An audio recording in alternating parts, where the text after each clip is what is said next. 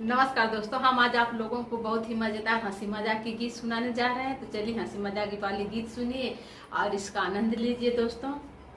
दोस्तों अगर आप लोग हमारे चैनल को अभी तक सब्सक्राइब नहीं किए हैं तो आप लोग जल्दी से हमारे चैनल सब्सक्राइब कर लीजिए। आप लोगों को अच्छी अच्छी गीतें सुनने को मिलेंगी। चलिए गीत सुनिए और इसका आनंद लीजिए।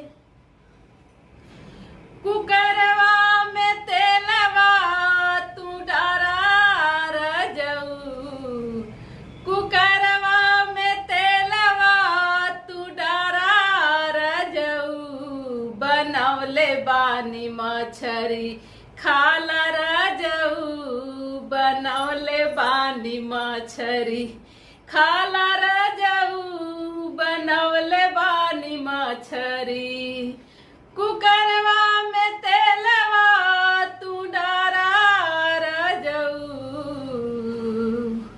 कुकरवा में तेलवा तू डारा रजऊ, बनौले बानी मछरी खाला रजऊ, बनौले बानी मछरी।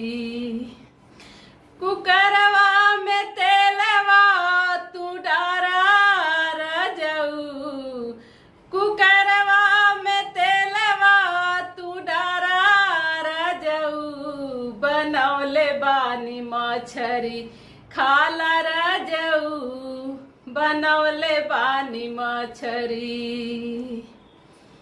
पीसत मसाला हाथ भभाला रजऊ, पीसत मसाला हाथ भभाला रजऊ, बनौले बानी मछरी खाला रजऊ, बनौले बानी मछरी।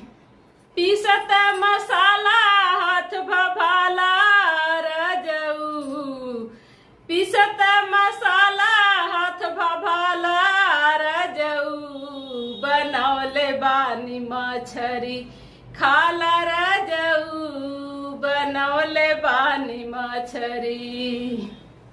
कुकरवा में तेलवा तू डारा रजऊ,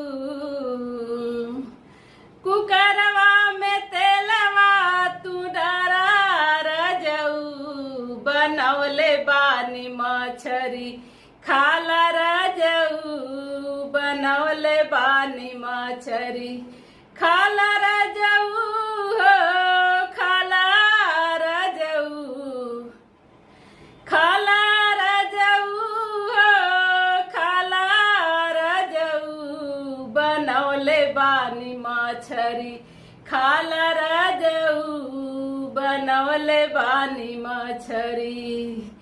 कुकरवा में तेलवा तू डारा रजऊ, कुकरवा में तेलवा तू डारा रजऊ, बनौले बानी मछरी खाला रजऊ, बनौले बानी मछरी।